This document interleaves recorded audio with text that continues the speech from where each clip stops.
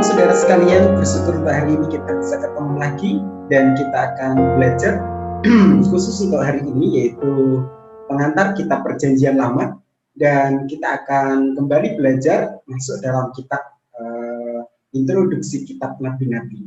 Jadi kita sudah belajar dari kitab Taurat, kitab sejarah, dan kita sudah terakhir minggu kemarin itu kitab Syair. Dan hari ini kita akan mulai, minggu ini kita akan mulai kitab Nabi-Nabi. Dan nanti ada Nabi-Nabi besar, Nabi-Nabi kecil, dan kita akan selesaikan sampai kitab Maleakhi. Nah, mari kita akan lanjutkan untuk introduksi dengan masuk kitab Nabi-Nabi. Ya, saya akan share screen terlebih dahulu untuk saudara. Ya, ini kita akan belajar untuk kitab Nabi-Nabi. Ya, introduksi kitab Nabi-Nabi. Ya, kita akan mulai dan kita akan lihat introduksinya. Ya, sebentar saya pakai pointer. Isi kitab Nabi-Nabi. Kitab Nabi-Nabi ini menceritakan tentang kehidupan para nabi sebagai utusan Allah untuk orang Israel. Baik itu nanti kita lihat ada untuk orang Yehuda maupun orang Israel. Demikian juga untuk bangsa lain ada. Misalnya Yunus kan begitu ya. Nah, menurut 1 Samuel pasal 9 ayat 9, para nabi Israel awalnya disebut roeh atau pelihat, yaitu seseorang yang bisa melihat hal-hal di luar alam penglihatan atau pendengaran biasa. Ya, jadi memang kalau kita lihat di dalam sejarahnya, waktu itu Israel menganut sistem teokrasi. Bagaimana Allah itu memerintah langsung, dan waktu Allah memerintah langsung, ya para nabilah menjadi juru bicara Allah. Allah bicara kepada para nabi dan para nabi menyampaikannya kepada umat Israel. Ya, seperti itu. Nah, istilah lain dari etimologi sejenisnya yaitu Hosea, seorang yang melihat secara supranatural. 2 Samuel 24 ayat 11. Belakangan pelihat Ibrani lebih umum disebut nabi. Ya. Nama ini dikaitkan dengan akar kata nabu, akadia, dan memanggil atau memberitakan. Yang dipanggil Allah secara pasif atau pemberita secara aktif. Jadi ini nabi itu memang dipanggil untuk memberitakan. Apa yang diberitakan yaitu firman Allah. Ya, seperti itu. Kata nabi berasal dari bahasa Ibrani navi.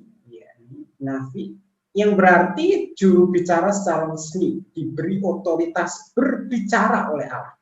Pengertian ini diambil dari etimologi yang memang secara sumber tidak begitu jelas, namun dipakai dalam 3 perikop kitab Perjanjian Lama, yaitu Keluaran 6 ayat 28 sampai 7 sampai 2 ayat 2, lalu Bilangan 12 ayat 1 sampai 8, dan Ulangan pasal 18 ayat 9 sampai 22.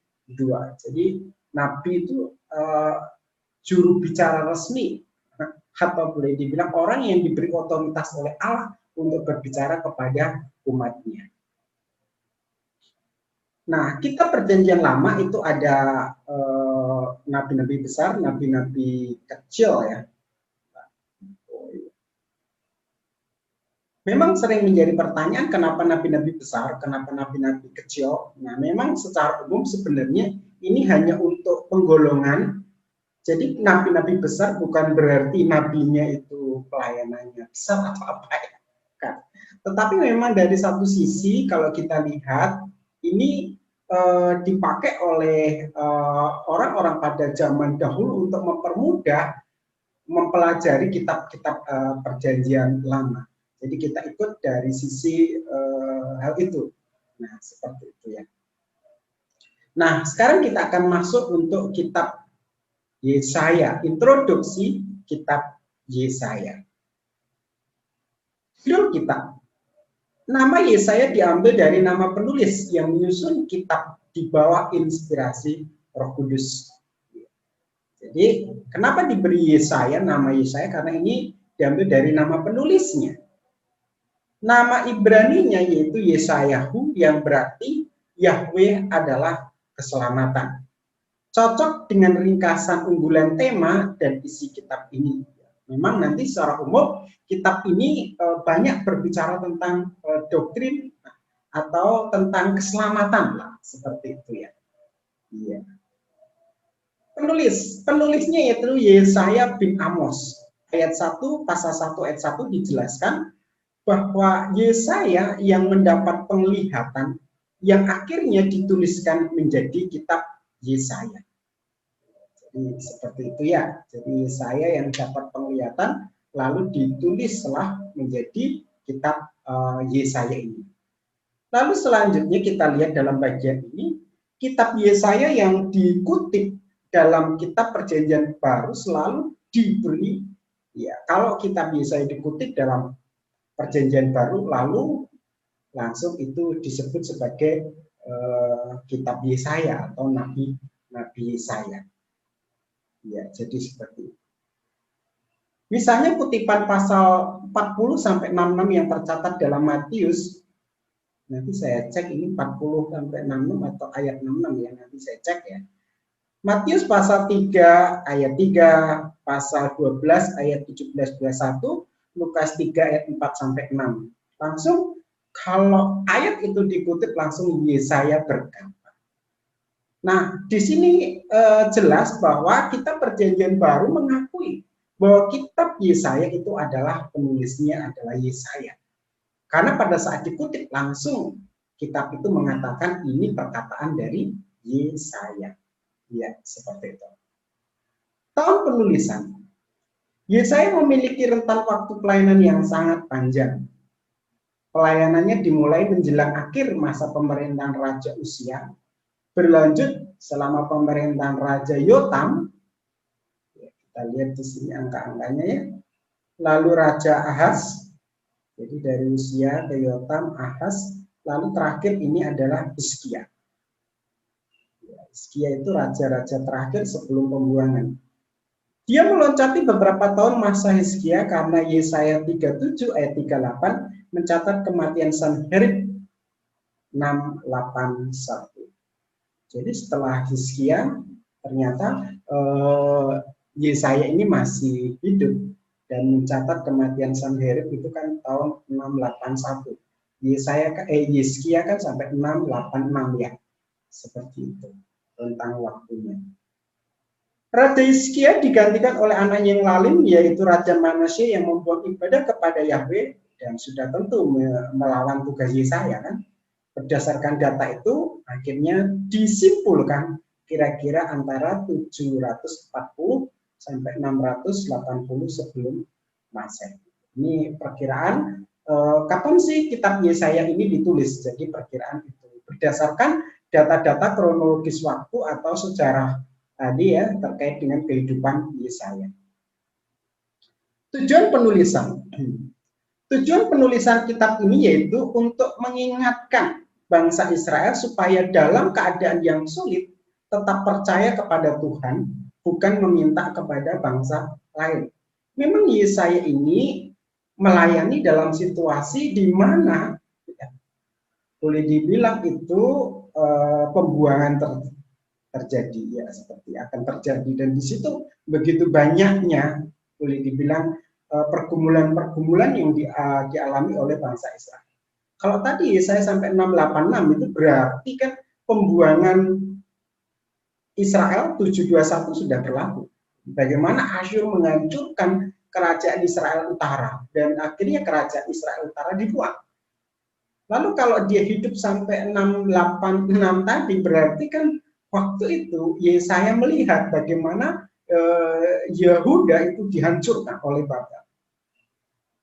Mengingatkan bangsa Israel akan penghakiman dan pengharapan.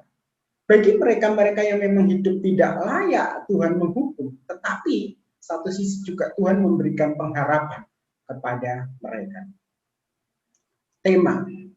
Tema kitab Yesaya adalah keselamatan adalah dari Yahweh.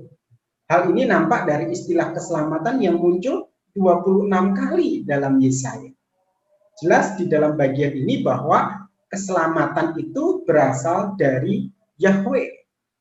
Oleh karena itu Yesaya suka disebut sebagai nabi penginjil karena ia banyak berbicara mengenai keselamatan dan karya penebusan Mesias. Memang kalau kita lihat di kitab Yesaya begitu banyak muncul kata keselamatan itu sendiri. Nah, ini menunjukkan bahwa kata itu menjadi penekanan di dalam kitab ini. Selain itu memang kalau kita lihat Yesaya banyak berbicara tentang karya penebusan Mesias, bahkan nubuat tentang Mesias dan semuanya yang menggambarkan bahwa Allah bekerja melalui Yesaya untuk menyampaikan kepada orang Israel bahwa keselamatan itu hanya ada di dalam diri Allah itu sendiri. Ya, seperti itu. Kitab ini banyak menyebut tentang pribadi dan karya Mesias dibanding dengan kitab-kitab Perjanjian Lama lainnya. Jelas banyak sekali kalau kita lihat nubuatan-nubuatan tentang Mesias yang ada di dalam kitab ini, dan itu ya kalau dibanding kitab-kitab PL lain itu lebih banyak di sini. Penyebutan pribadi dan karya Mesias merujuk pada pribadi dan karya Yesus. Ada di sana hamba menderita, gitu ya. Ada hamba menderita dan seterusnya. Lalu ada raja yang agung, raja abadi, ya seperti itu.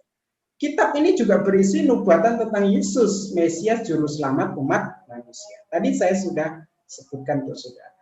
Mari kita akan lihat untuk ciri khas dari kitab Yesaya ini.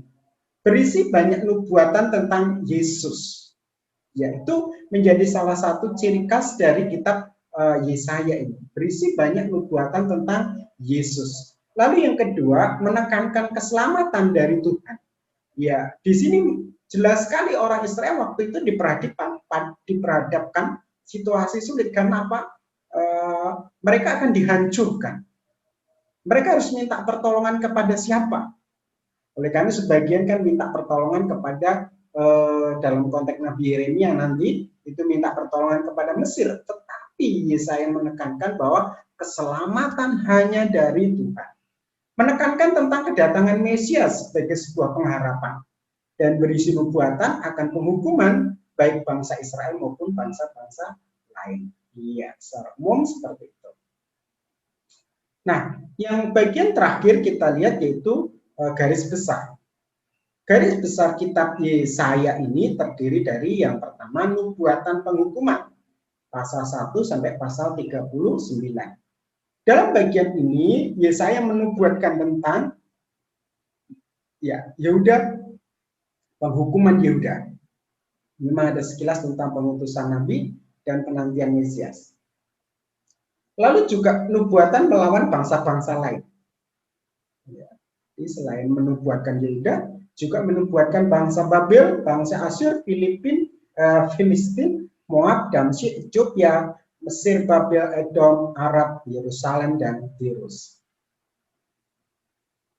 Lalu nubuatan tentang datangnya hari Tuhan, masa penganiayaan, pendamaian, nubuatan atas Israel dan Yehuda, laknat, hukuman untuk Samaria, hukuman untuk Yehuda, dan harapannya memang menantikan Mesias, ya, menantikan kerajaan. Nubuatan atas Sanherib, ya, karena Asyur kan begitu kejamnya, ya, kita lihat seperti itu. Lalu yang kedua nubuatan pendamaian, nubuatan tentang penebusan Israel, nubuatan tentang penyelamatan Israel, kemudian hamba dan menderita dan pemulihan masa depan Israel. Selain menubuatkan tentang penghakiman kehancuran, Yesaya juga menubuatkan tentang pemulihan dan pendamaian. Sungguh luar biasa. Ya. Jadi saudara sekalian, kalau kita lihat di dalam bagian ini jelas bahwa kitab Yesaya merupakan salah satu kitab yang menarik. Karena kitab ini memang salah satu kitab PL yang berusaha menyuarakan suara kenabian bahwa keselamatan itu hanya ada di dalam diri Allah. Iya, seperti dalam situasi apapun, Yesaya memperingatkan bangsa Israel supaya mereka tetap percaya kepada Allah. Ya, saya rasa itu yang bisa saya sampaikan untuk hari ini. Terima kasih banyak. Tuhan Yesus memberkati kita semua. Amin.